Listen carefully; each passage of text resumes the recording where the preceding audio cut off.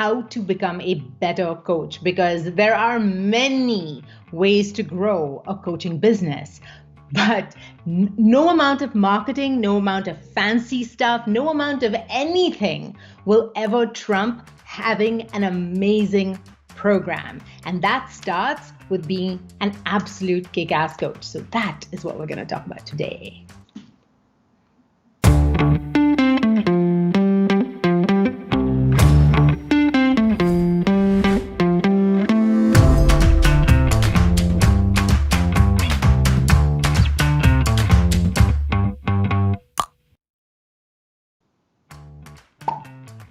I'll try to. Is that the right sound? Yeah, I'm always trying to recreate it. This is how I spend my time. It is true. All right, today we are here to talk about how to become a better coach, because I have trained and worked with hundreds of coaches, and obviously the people who most struggle to sell, who most struggle to market, who most struggle to show up in a big and expansive way are the ones who have imposter syndrome, are the ones who have struggles around their identity as a coach, as their identity as a consultant, somebody who is not 100% sure they can handle whatever their clients will throw at them, right? So today we're going to talk about how to solidify your identity as a coach, how to up your game, how to genuinely become better at what you do. Now, obviously, most people are going to think, oh, well, shouldn't you be getting a coaching certification? Isn't that the way you become a better coach? How many of you here? So tell me, give me a hashtag replay, by the way, if you're watching this as a replay. But tell me in the comments, how many of you are certified in coaching? And how many of you have a lot of anxiety around not being certified in coaching? So there are many of us, myself included, who are out there who don't have an official coach certification. And I will tell you this. So if any of you are sitting there and being like, oh, clutching your pearls and being like, oh my God, Geeta doesn't have a coach certification. No, I don't. And if that is a deal breaker for you, then that is totally fine by me, because I know a lot of people, and I have worked with many people who have gone through certification after certification after certification, and they have all of the book knowledge of what it means to coach, but they have never given themselves permission to actually go out and coach. And if you don't give yourself that permission, then you have very little lived experience. And that, my friends, is what I believe makes the difference between the really great, giantly transformative, that's not a thing, no, can't say giantly, but you know what I mean. The very, very transformative, very, very results-oriented coaches, and the ones who look great on paper, have all of the trappings, have the pretty website, and have all of the outward metrics of success, but deep down are not solid in their business, don't really feel like they have a clear handle or ownership of what they do, and are terrified to put themselves out there in any expansive way because they're scared of what might happen if people actually start to pay attention. So the very first point that I want to make today is pretty obvious. It is be your own best client. I don't know a better way to be a freaking amazing coach. Certifications or not, I'm not saying certifications are bad. Certifications have their place, but they do not by themselves make you an amazing coach. They just don't. And I'm very sorry if you think that they will, because they don't. A lot of times you get kind of theory. How many times you can't Sherpa someone to some place that you haven't been? Okay, lots of stuff looks really great on paper. How many of you have ever read a book or ever watched a video or even taken a training, like an online course or something like that, and then when you try to apply what you've been taught, it just doesn't hold up in real life? Right? The processes are too long. The time frames don't make any sense. You know, there's so many different steps you can't even remember them. All of those things break down when it comes into real life. Emotional stuff happens that you have to get over. I mean, how many times have we coached clients where they've gone out, they've done a sales call for their own program, and then that person has like said something that has brought up this huge emotional trigger for them, and now they're like, paralyzed. Literally, they're sitting there and they're like, I cannot get on another call. Like, I cannot do this anymore. I don't know what to do. If that comes up, I'm so uncomfortable and I just want to throw up and I don't know what to do. So if you haven't actually lived through all of these cycles, if you haven't gone through it and come out the other side, then how on earth are you supposed to take somebody there? Because If you're teaching from somebody else's playbook, this is not going to work. If you're in my Messaging That Makes Money Facebook group, if you're in this group, and you're just scroll down the feed. I have so many long form articles where I talk about how I have come to my own genius. I give you specific stories about how I have been my own best client and what I have learned along the way from that process. I will tell you this, especially from a messaging perspective. You can't give people the deep, resonant nuances, the kind of nuances that make people's hair stand on end, and that give people goosebumps. You can't give people you can't communicate that kind of nuance if you haven't actually been there. It's only when you've been through the messy process and you've actually gone through whatever they're going through now that you can communicate that. You can't communicate what you haven't lived. You can't communicate what you haven't emotionally processed as well. So that's another piece where you have to be your own best client. So being your own best client involves two things. One, it means that you've done the work, the tactical pieces, of course. And so you can speak knowledgeably about what works and just as importantly about what doesn't, because that's what your ideal clients need to know from you.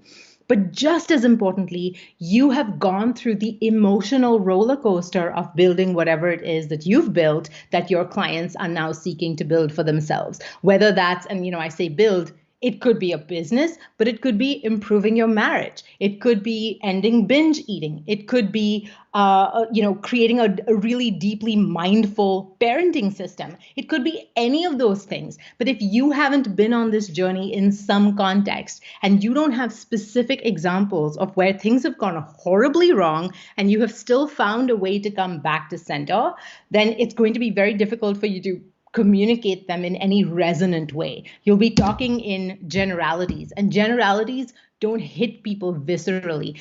Generalities have no room. Our bodies have no room for generalities. Does that make sense? So if you've ever watched something that I've created or read one of my pieces or, read an article from me or been to one of these lives and you've had, goosebumps all over your body, or you've had the sense of like, oh my God, I can't believe it, or you've cried. So many of our people tell us they cry. That's because I'm sharing something visceral and your body can remember it in your own experience. So it's no longer my epiphany. Now, even though I'm sharing my story or my experience of something, when I share it from that place and it's really a vibe, it becomes your epiphany because your body will take it on and it becomes yours to own. Does that make sense? So a huge, huge piece of this is just be your own best client. If you're not practicing what you preach, if you're not doing your own processes, I can't tell you a better way to become a better coach right now than to just start practicing what you preach. It's going to help you on so many levels. First of all, it's just doing it on the daily, doing it over time, doing it under multiple changing circumstances is going to give you so much deep confidence in your own process. You're going to be able to see that it works despite lots of external changes. It works in the face of whatever obstacles. It works, and it works consistently. And if it doesn't work consistently, then you're in a position to fix that and, beta test it on yourself so that by the time you come to it with a client, you're not afraid of what might come up. You're actually excited for them to bring you something that you haven't seen. Does this make sense? Give me a big old thumbs up if this is making sense and tell me what's resonating for you. Is there something I've said that really resonates for you? Meanwhile, we're going to move on. So one thing that we teach our clients to do, and we teach our coaching team to do, so this is part of when we onboard all of our coaches, everybody on our copy coaching team is actually a former Impact with Influence client. So somebody who has paid full price, who has joined the program, who has gone through the program as a client, and has gone through the entire experience, now has their own thing on that they're building, and now they're coaching on our team because they're just really good at the copy and messaging and mindset piece. So one of the things that we teach our coaching team to do and that we teach our clients to do as well, because we have a whole week dedicated to becoming a better coach in our program, is we say, listen for what they're really asking. 9 times out of 10, when somebody asks you something and you just answer that question directly, it's not going to lead them where they want to go. Okay, that is not going to give them the results that they want. I'm trying to think of it. Oh yeah, here's an example. recent group coaching call that we were on. So one of our clients comes to us and she works with moms. Okay, so how many of you here work with moms? You've probably faced a similar dilemma. So she's thinking, well, I work with moms. Do I work with stay-at-home moms or do I work with working moms? Because they have kind of different problems and they have different pain points and they have different. And she was like, she was really trying, and it became an either or, right? It became a point of paralysis. So this is what we talk about, points of paralysis. She's at a crossroads. She's like, I could go with stay-at-home moms, I could go with working moms, and I don't know which one to pick because both of them have their pros and cons, and I don't know which one to pick, so I pick none. And she just kind of sits there and she's stuck. And so the first thing that I would say when a client presents with a problem like this is to say, what is she really asking and what is her problem, right? So the first thing I would ask is, I would feel for what is the emotion under here? What is the pattern, the emotional pattern here? And quite frankly, that was not the right question. She was asking, what are the differences between these two that would make me choose one over the other? That was the question she came with. And had we as a team answered that question, first of all, what the hell is the answer to that question? There isn't one, right? It's going to vary depending on the context. And then you get bogged down in the details. How many of you have done this, right? You ask a question and then you're like, okay, now I have to analyze all of the details that come up. And then you analyze, and the more you analyze, more details come up. And the more details come up, the more you have to analyze. And then you're like your energy just drains out of you. And then you're like stuck in the details and you still don't have clarity. How many of you can relate to this? Tell me if this resonates for you. Tell me in the comments. So even if you're watching the replay, because I always come back and read comments. So this is what tends to happen, and this is what was happening with her. And this is somebody who's been in business a long time. So she's not a newbie at this. This is not a newbie problem. We all fall prey to this because we don't know what the right question is to ask. So in her situation, I asked her a very simple question. I said, look at these two populations, stay-at-home moms and working moms. What do they have in common in the context of your program? What are their pain points that are in common? It's a much shorter list. But now you know exactly what pains you're going to be speaking to, and you can work with both. And the moment she saw that, and then we talked through it, and I gave her some, I was just kind of channeling what the message would be, and I just talked through it, and it just came through me. And she was like sitting there, and she had goosebumps all over her body, and she was like, holy shit, this is it. I've been looking for this for the longest time. It just comes from asking the right question, asking a better question. I've told you this other story about Stephen, who's one of our clients, who came in saying, I need a better audience. And we have a whole other video. If you scroll the Facebook group, you go to the video section. I have a whole video on how do you monetize your audience, even a small audience. Most people come to us and they're like, I need a bigger audience. I have the wrong audience. I have this audience, that audience. And oftentimes it's not the right question and it is not the right problem. And because we tend to fixate on certain problems, and because that's the familiar problem, we keep doing that thing I talked about, the analysis and going deeper in the analysis, and then you never get out of that problem and you just recreate the same problem over and over and over. So if that's happening in your business, know it's probably because you're not asking the right question.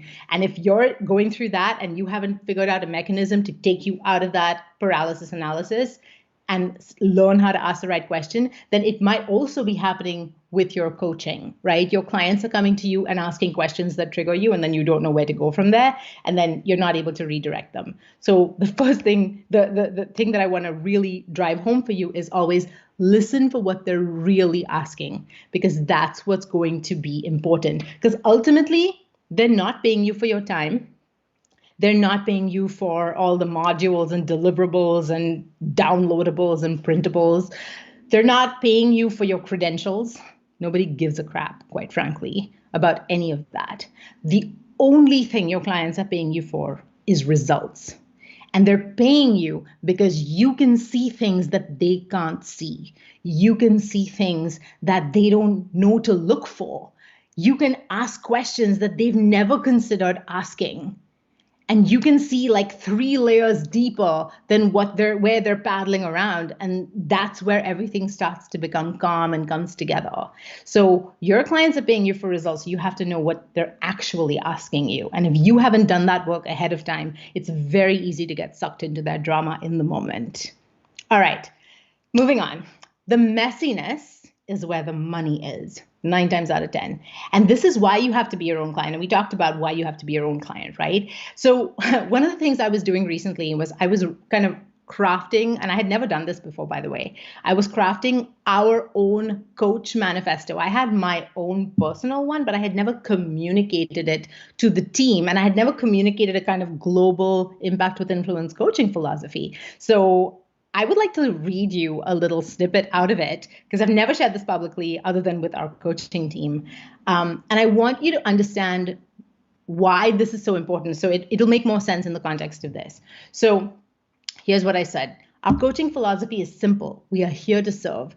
Service to us means several things. And most importantly, it means that we are here to answer both the questions that people ask and the things they don't ask and don't know to ask. We understand and question further always to get to the roots of our clients' experiences. Remember, they're not necessarily problems, they're just experiences. It doesn't have to have a negative connotation. We're consummate diagnosticians. Most people go right into action, especially insecure coaches will often run right into action. They don't take the time to center and say, what is actually going on? And that's something that we're very, very good at. We look at the whole story and we look at it compassionately. This is so important because with that ability to see 3 layers deeper than the client themselves, with that ability to see what the other person can't see, where you can see their insecurity, you can see their emotional pattern of self-sabotage, you can see all the things that they're doing that are creating the problem instead of fixing it, right? When you don't also add compassion to this mix, if you just have the insight but not the compassion, the coaching relationship can feel very traumatizing for the client. And I mean, I will be very transparent about this. I mean, I'm a coach. When you're a coach, it's very difficult to stop coaching. It's very difficult to kind of stop being in that place of analysis and insight and things like that. And oftentimes in my marriage, it's so easy, right, to see somebody else's problem. It's very hard to see your own, but it's very easy to see somebody else's pattern. And if I come to it and be like, hey, man, you're doing that thing you do, that's that feeling of, that feels really traumatizing for the other person. It can feel really offensive. It can feel really abrasive, and it doesn't usually solve the problem. Ask me how I know, right? So learning to come to that, learning to bring that insight from a place of compassion to say, I see what this is. And then that brings me to my next point is we always ask the question when we're confronted with resistance, how does this live in my house? And by my house, I mean, how does this live in me? Right? If somebody is on my radar, if somebody has come to me and they're manifesting resistance, they're being confronting with me, they're coming to me with a problem that feels both familiar and really frustrating or whatever that is, 100% of the time, that means that you know how I joke that everybody, all of you are a figment of my subconscious. I'm a figment of your subconscious. So they're a stand-in for some piece of myself that I'm looking to deal with, to heal, to have conversation or dialogue with. So we always ask, so when a client brings us something and it makes us uncomfortable, we're like, okay, how does this pattern live in our house? Where are we doing this form of self-sabotage to ourselves? How is this showing up in the way that we're interacting? What are we doing to co-create this resistance? That's something that we always ask. And we take the time to do the things that we ask our clients to do themselves. We really, really lead by example. We don't sit on pedestals. We aren't perfect. We don't have it all figured out. We're able to see all of the gory details to show our clients that we are in fact human, and we show them that we are in fact human. And if you've ever watched my Instagram feed, you'll see my house is constantly messy. My desk is messy. I don't live in a perfect, beautiful life. I'm able and Whoa, one of whoa, the whoa, most whoa! freeing things. I'm so sorry. I have to say something everyone can What? hear. I'm in charge of cleaning this house. The house is not messy. No, but what I mean by messy, okay, let me Because clarify what I mean by I'm messy for working you. very Okay. hard, right, to keep the You are house. totally working hard, and the kids have been helping. No, Oh yeah. seriously, I am so in love with my kids right now. Sorry, The way that they have shown up for chores. I No, had no, to it's funny. intervene. But when I say messy, often there will be unfolded blankets on the carpet. There will be, it's not dirt, and it's not even necessarily toys, but there will be books everywhere. There will be unfolded blankets because the kids have just made a pillow fort, or they were just cuddling on the couch together. It's that sign that your house has people in it. and they're using the things that are in your house. Life. That's life. But I don't know about you, but my Instagram feed is filled with people whose houses are perfect all the time. I don't know who lives in them, but not me, apparently. So so just one thing that I used to put pressure on myself, and it was unconscious, I was not even consciously aware that I was doing this, is that I felt for the longest time that I had to be a certain way, that I had to have certain traits or certain skills or just be wired a particular way and be like way more perfect than was natural to me in order to be successful. And that just felt like so much pressure. How many of you feel exhausted by the pressure of having to live up to your own freaking ideals? Right? Like that was a really big way that I self-sabotaged, is I drained a lot of my energy just by, nobody else was putting this pressure on me. Nobody else cared. Nobody said anything to me. It was nothing like that. It was pressure that I put on myself. I remember a time before we had this space set up the way that it is now, when we all both lived and worked in this space. This used to be our master bedroom. Now it's my office. Like now it's just, I just work here. We live in a completely separate space. But when back in the day, when we first started out, I was shooting my lives in my son's bedroom because that's where my computer was set up, because he was not in his room during the day. So I would work there during the day. And I remember feeling kind of like contracted around the fact that there was a bed in the background. And this was not some like beautifully Insta-worthy office. It wasn't. It was a very multi-purpose space. And how many of you feel like you can't show up the way you really want to show up because you're like, well, my hair's not perfect, my makeup's not on, my space is not nice, it's like, it's not tidy, it's not this, it's not that, and then you just don't, because the pressure that we put on ourselves for the things that don't actually matter rob us of the things that do. And I will totally confess to doing this to myself. And it's only when I finally worked on self-acceptance, which is the primary tenet of what we do at Impact with Influence. It's all about self-acceptance. Pretty much everything else is a secondary piece. It's all about self-acceptance. When you finally learn to condition that piece, everything, all of you guys say, oh, I'm so attracted to your energy. You seem so authentic. Like, did you train this? It's not training. It's just that I finally learned to fall in love with who I am as I am now. And we'll talk about acceptance in just a second, because that's a whole other point.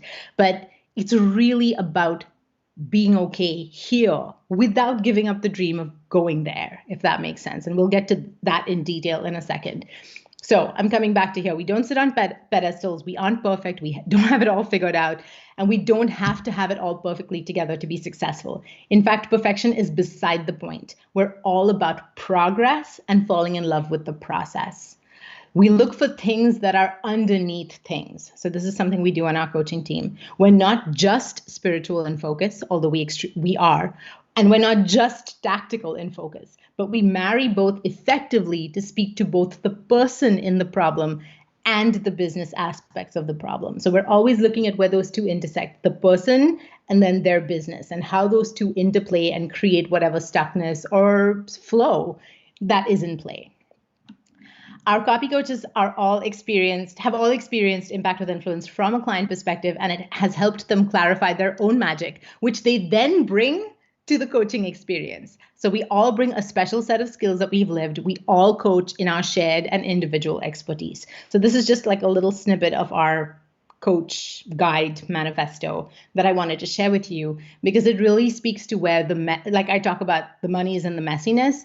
And it's when you're willing to go deeper than almost anybody else has the courage to go. It's when you're willing to go you can't go to those places if you're afraid of them. And you will be afraid of them if you aren't doing the inner work yourself on the regular. Does that make sense? So that's what that means.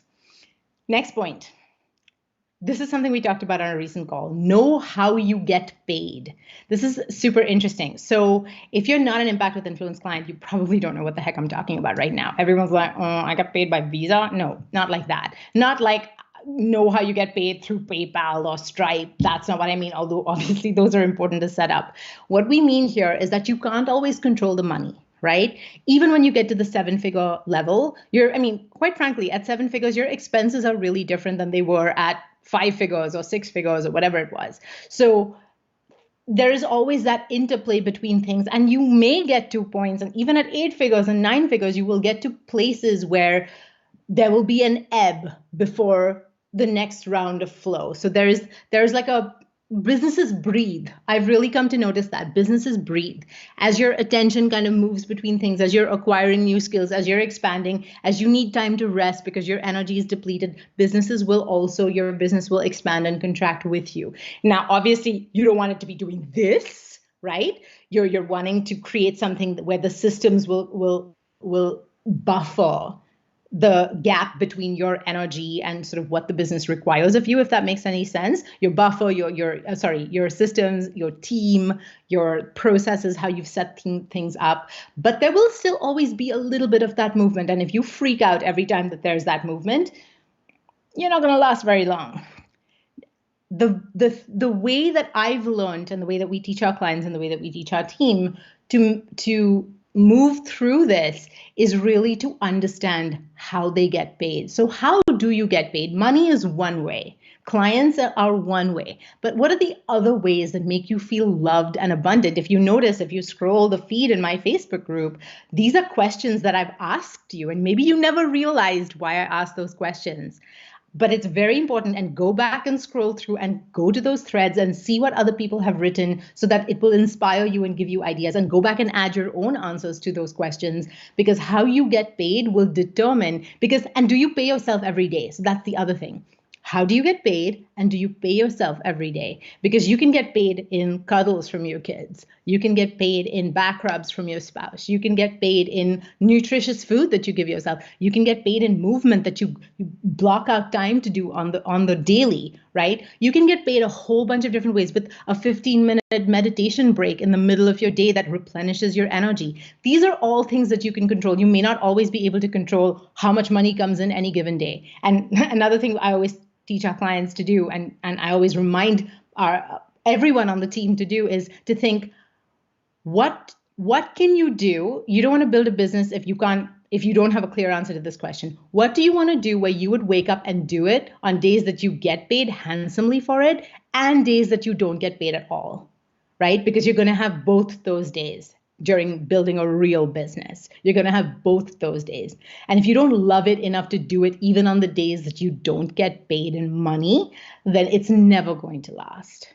Does that make sense? And that was a big kind of wake up call for me when I was building my business the internet marketer way, was that I was waking up and doing things on a daily basis that I was like, oh God, I'm doing these tasks for the money, because I'm doing these tasks to give myself permission to finally be able to coach, to finally be able to do the things that I want. And that was really, it showed me, once I understood to ask this question, it showed me how far out of alignment my day-to-day tasks were with my vision for what I wanted to grow up and do, if that makes sense. Does this make sense to you? Tell me if this makes sense. Tell me if it's landing for you. So it's only when I'm like, no, I want to have more of those tasks on the daily. I pay myself every single day. It's not always money, obviously. It's not about money. It's about all the other ways that you get paid. So if you haven't already done this exercise, if you weren't one of those people that answered this question back when I posted it, then go back and do it. And for your own sake, write this down. Write it down somewhere so that you come back and answer this question. Share what you come up with your family.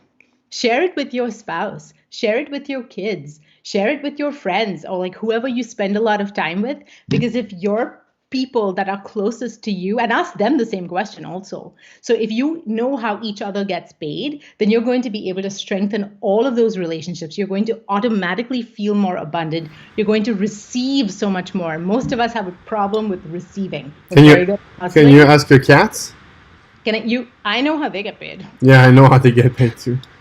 So I don't want to get into this. No, you don't want to get into But I was thinking you were mentioning cats. That is a little bitter about the cats today, because Smee, you know how when cats have problems with their bums, they scoot and rub their bums on the floor? So Smee just scooted like in a big long line under his desk. So they're in a bit of a blood feud today.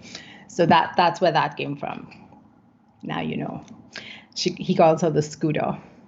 How does she get paid? How does she get paid?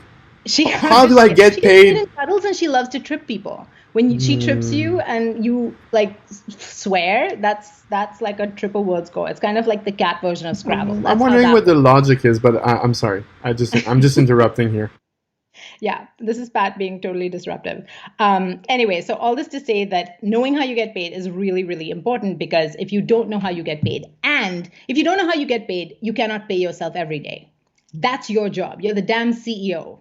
So you are in charge of payroll, and make sure that you and everybody that you care about who's on your team supporting you gets paid every day. So the ways that I get paid are quality time with my children. When I turn off my phone and I'm fully present, I'm making eye contact, we're skin to skin, we're playing, we're super involved in whatever. Quality time with Pat, where we're sitting on the couch and, we've got our legs entangled and we're talking about things that aren't work related. That's how I get paid. Exercise every single day in whatever flavor I happen to need and on that particular day. Sleep, when I need it, when I go going to bed super stupid early. That's how I get paid. If I allow myself, that to me is a privilege. It makes me feel abundant, that I can live the way that my body asks me to. I can give it what it needs when it needs it. Those are the ways that I get paid. From a client perspective, clients sharing their wins, that's a huge way that I get paid. Clients sharing their insights is a way that I get paid. Clients coming to this group and sharing their success stories with our main group, that's a great way that I get paid. Like, those are all ways that are non-monetary that I get paid. So think about how you get paid and make sure that you're paying yourself on the regular, because that way your bank account's always going to be full. It's going to give you longevity. It's going to give you that feeling, that expansive feeling that you bring to all of the messaging that you then put out. So you're never coming from a place of desperation or contraction or, like that sketchy vibe where people are like, I'm not sure where this is coming from. The words will all be the right words. The energy will be off. When you're constantly getting paid and you're replenishing your energy account, if you will, then your energy is always going to be that beautiful, open, authentic vibe. This is where authenticity comes from. It's when your tank is full. Okay, next, explore the interplay of acceptance and expansion. So I used to really struggle with this. And I don't know that I'm fully resolved about it, but this is my life's work, is to figure out, I've talked about both and, my philosophy of both and. I have shared another long form post under a Weirdo Wednesday. So if you haven't looked up Weirdo Wednesday, hashtag Weirdo Wednesday in the Messaging That Makes Money Facebook group, please do, because you will find one of my posts. So I talk about my philosophy of both and how you can collapse your dilemmas and kind of have everything that you want. So this is my life's work. So for me, I used to think acceptance or even the word surrender, those were both really bad words. How many of you can identify with this, right? You're a type A overachiever and you're like, if I accept where I'm at right now, then it's game over. Then it's like me waving the white flag, me throwing up my hands, me surrendering in the army kind of war sense of surrender, not in the beautiful feminine power sense of surrender, which is so not the same thing. But I did not know that nuance back in the day. And I made my life infinitely harder for no reason because I didn't understand this. Here's how I now understand it. Acceptance is about being with this moment with compassion. Okay? It's an energy.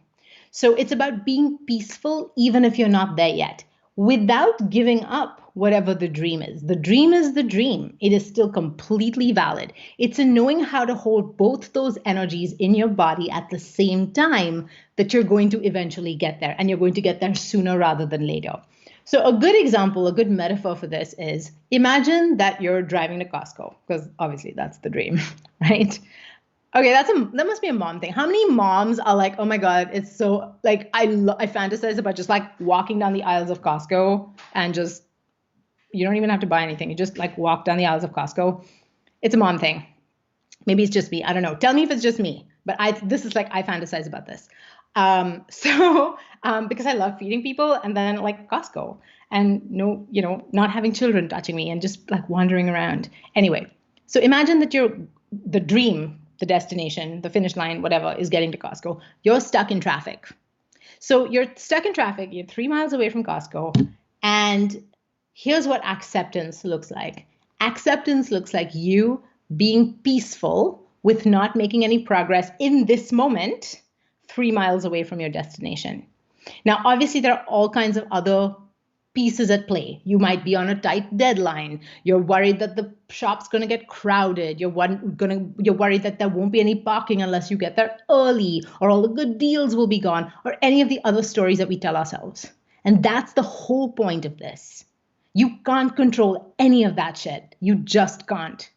The time where you're going to find you're going to think of the shortcut, you're going to think of that way against traffic, you're going to see the little opening in traffic, is when you're in peace. You're not like, your mind isn't spinning. You're not thinking about all the horrible worst case scenarios. You're sitting fully embodied in that moment, stuck in traffic, totally surrendered and accepting of the moment. You might have this is me. You might have a podcast on, you might have an audiobook on, you might be grooving to music. Smee will soon throw things off my desk. Acceptance is about being peaceful where you're at without giving up the expansion. And what I find is that the more you're able to be peaceful in every moment, the more quickly you have energy, the more you free up energy with which to expand. Does that make sense? So one of the jokes that I have in our life with Pat, especially because we work together, one of the jokes we constantly wait, don't. That's a cameo right there. It's a cameo from Smee. Yeah, I know, but she was gonna throw stuff off my desk, so I thought it might be best to. That's what she does. Her exit. She'll be back. How does she get paid again? I'm sorry. I'm leaving. She's heading for your desk. Just so you know. So all this to say that I've noticed the more peaceful I am and more embodied I am in this moment, wherever I may be, however far from wherever it is I want to be, the more likely I am to take back the energy that I'm wasting spinning on things that I can't control.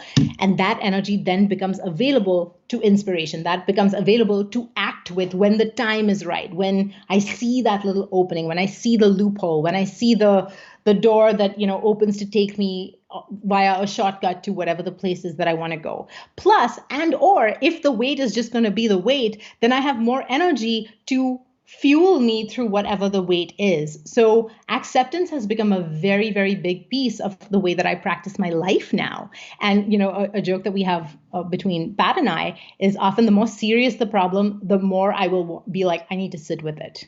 And I remember, Pat, I don't know if you remember, like, there used to be a time that used to drive you bananas, right? You'd be like, you can't sit with this. It's like, we need to do something. And I'm like, I know, but I want to make sure we do the thing that we're supposed to do. You say that like it's been a while. Like, it's still annoying. I know, sometimes it still infuriates him. True. But that's what I do. And I've noticed that when I take the time to sit with it, and it's not about a length of time. Sometimes I only have to sit with it a few moments before I understand what to do. Sometimes I have to sit with it for days before I understand what to do. But I always know, like, the energy always releases. I always allow myself, when I'm sitting in that moment of acceptance, I'm like, okay, I'm allowing whatever is here to be here. I'm allowing myself to feel whatever I actually feel, not running ahead to try and feel something else, not running away from the feeling of discomfort that I have now. Smee's back. Speaking of discomfort, she's stepping on my feet. So all of this to say that's what it's so important for you to explore the interplay between acceptance and striving, or, you might think of it as striving or expansion. I like to think of it as expansion now, because striving, again, has that energy of scarcity or desperation, to me anyway. This is semantics here. Expansion is really just the universe is constantly expanding.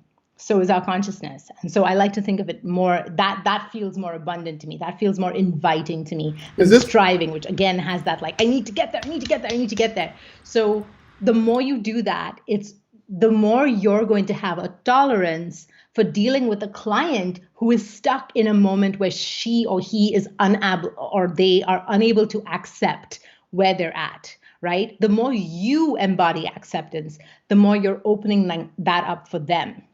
And that, again, allows them to gather their energies, wait for inspiration, see what is actually there, because every obstacle is an opportunity. Every single freaking one. I don't like it any more than you do. I didn't make this rule. It just happens to be how it is.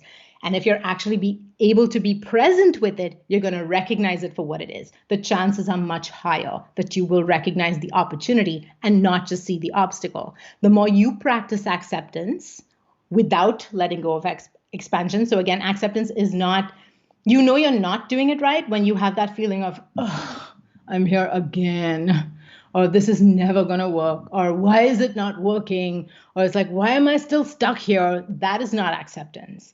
That is the opposite of acceptance. That's defeat. Defeat is different. Okay, acceptance is just, I'm here now, and I'm going to be peaceful with that. Does that make sense? Hopefully that makes sense.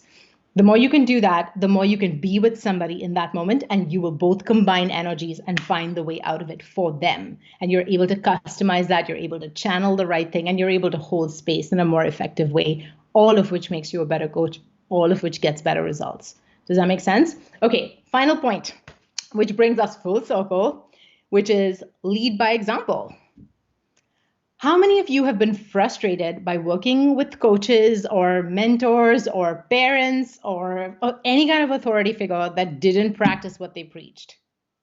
It is maddening. It is the thing that really triggers me. So I'm like, okay, if this is a trigger for me, first of all, I have to let it go. So I have to work on releasing that. And I also have to not be that guy, right? Because I'm always going to feel like an imposter, and I'm going to feel like I'm growing up to be someone I can't stand if I'm going to show up that way. So the one thing that we always tell our clients, and the one thing I always tell our coaching team is practice what you preach. Like, how are we taking our own medicine? How would we take our own medicine? What advice would we give ourselves in this particular space?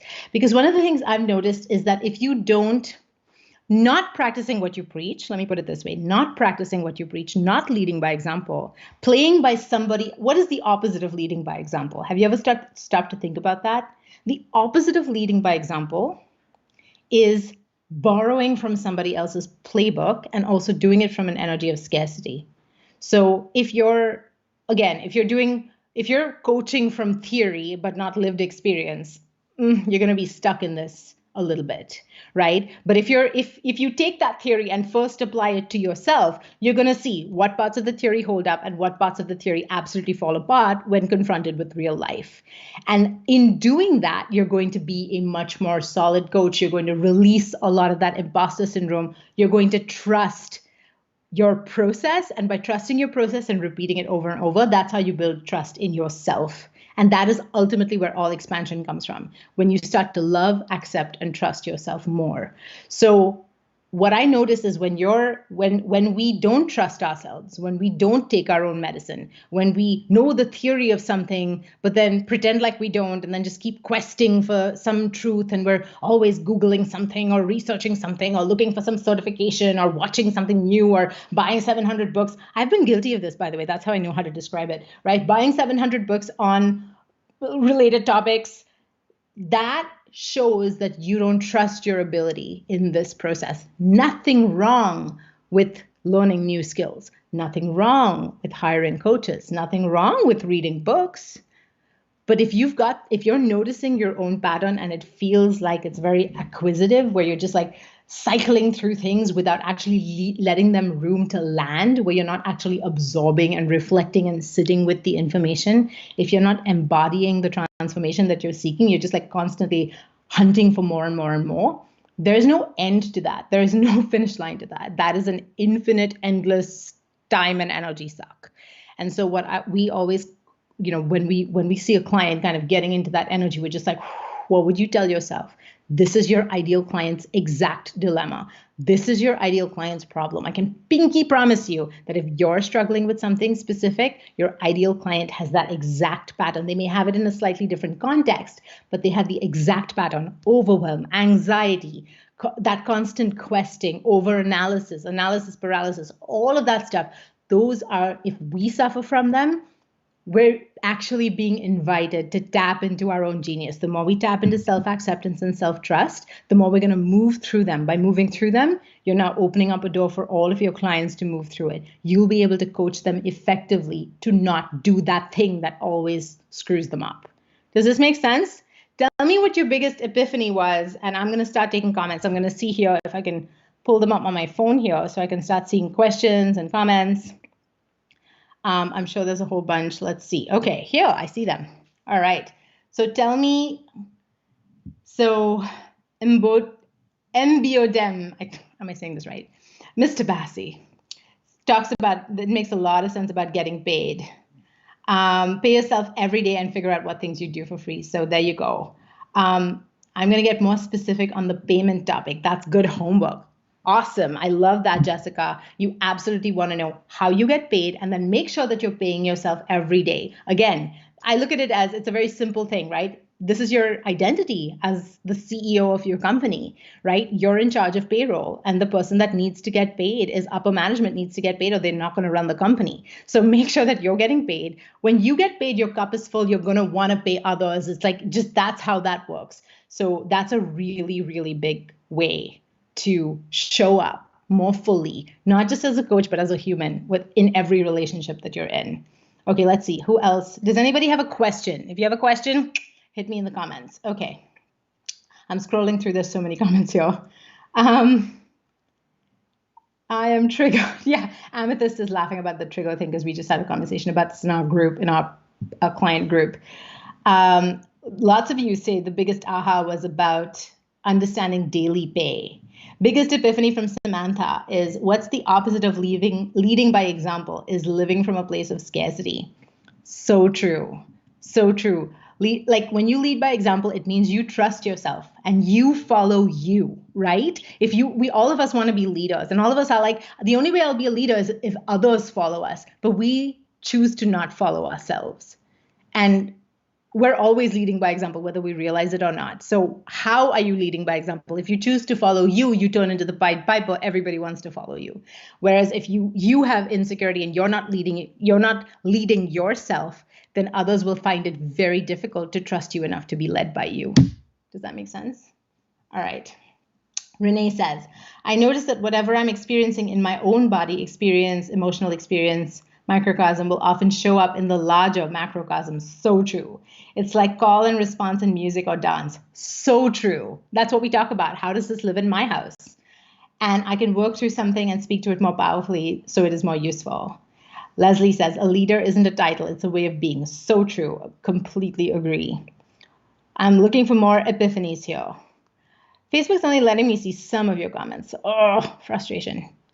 Question, how do you channel the divine in your coaching? Do you practice certain habits before your calls? So absolutely, this is something that we teach in the program, actually, Mr. Bassi, is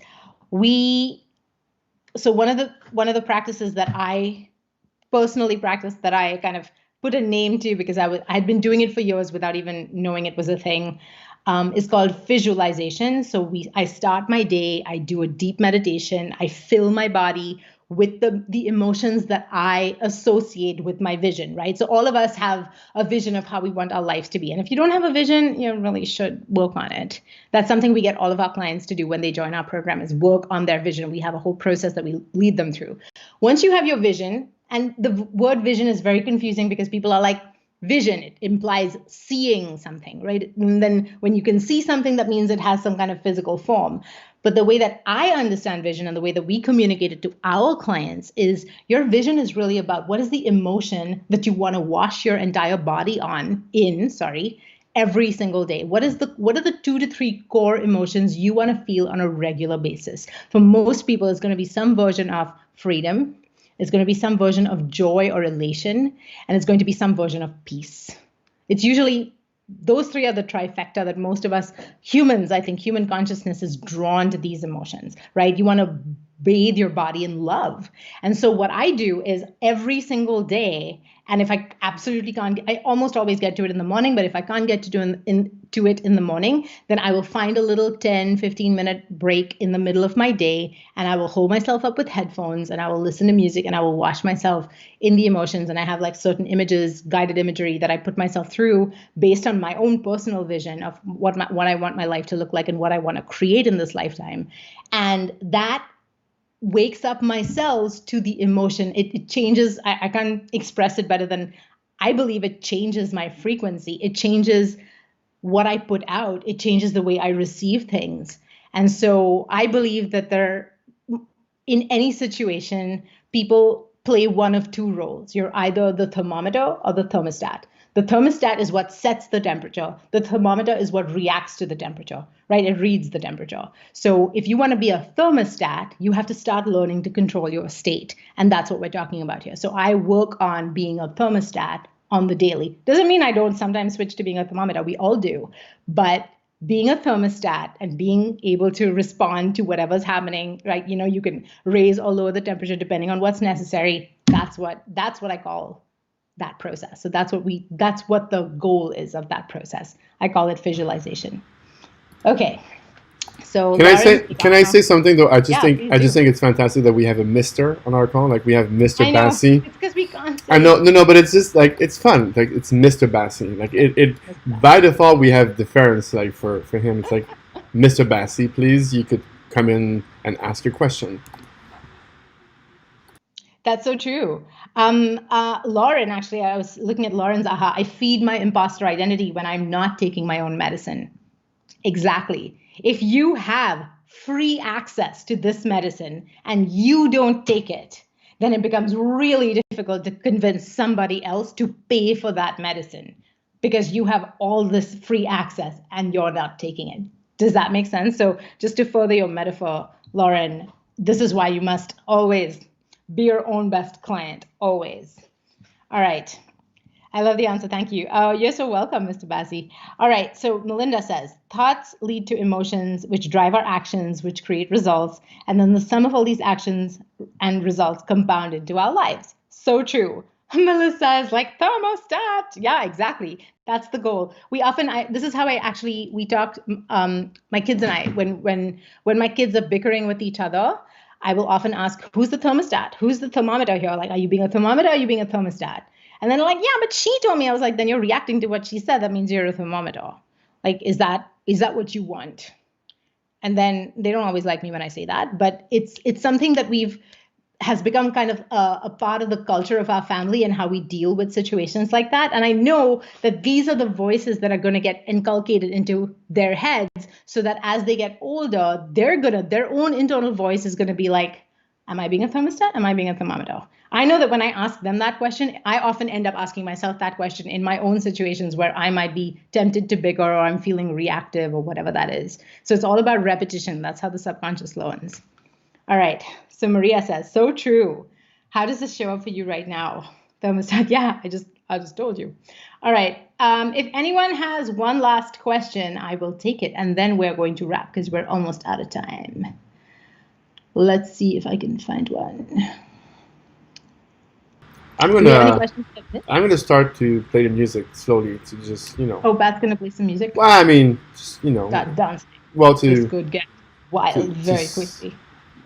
I think nobody has any questions. I have answered them all. Well, so you could talk about booking a call, maybe. Maybe, yeah, that's true. It's on the screen. So there is a link above this video or around this video. Wherever I point is going to be the wrong place. There is a link. So if you're a coach, if you're a consultant and you're looking to expand your business, if you're working on accepting where you're at, but you're still looking for a whole heck of a lot of expansion, and if you're looking for a program where you will be led by coaches who really practice everything that they preach, who will help you build a deeper coaching business, who will help you understand exactly what your medicine is so that you can take it joyfully and willingly in double doses every day, if you can who will help you understand how you get paid so you can get paid all the damn time, financially as well, who will help you learn how to sell in an effortless, without selling, no selling required way. If you want a team that will help you learn who it is you really are and then learn to articulate that and put yourself out there, and then in doing so become a better coach, then find the link around this video and book a call to talk to someone on my team. It's not around. It's around. It's at the bottom. It's on the bottom. It's on the screen. Yeah. We're doing things properly around here. Like we clean our house, Then make sure that you use the link that's on your screen and book a call to talk to someone on our team who can walk you through what our process is like, help you get to your own epiphanies right there on the call, and see if we're aligned to be able to support you. We are very, very good at building a certain kind of business with a certain kind of person, and we basically don't touch anything that isn't that. So if there isn't alignment, we'll tell you. And if there is alignment, you'll feel it. So there's no selling required at any point. That is how we run our business. That's how we teach you to run yours. If that's something that appeals to you, find the link on the screen. Oh, Melinda says, are you going to be doing more FB Lives about daily pay? Well, if that's what you'd like, I would certainly be happy to do that. So I go live at the moment every Thursday, 3 p.m. Eastern or noon Pacific. So if you guys want more deeper dive into this whole idea of getting how you get paid and daily pay and that sort of thing, I'm more than happy to oblige. If you have certain topics that you really want insight on, or you have burning questions that you're like, I don't know, no one's ever really been able to answer this satisfactorily for me, put those in the comments. I will come back and read them, and I will be more than happy to do lives that speak directly to your questions. There you go. Now I have a question. I have a question. What you do? Where's P? Where's me? Where's me? She's not here, which means she's most likely doing something. That's an issue. If you don't know where she is, it's a real issue, though. She's not here. Okay. So, are we going to bump her? We're going to bump her. Thank you so much. Thanks for spending time with me. I will come back and work through your comments and questions. Bye.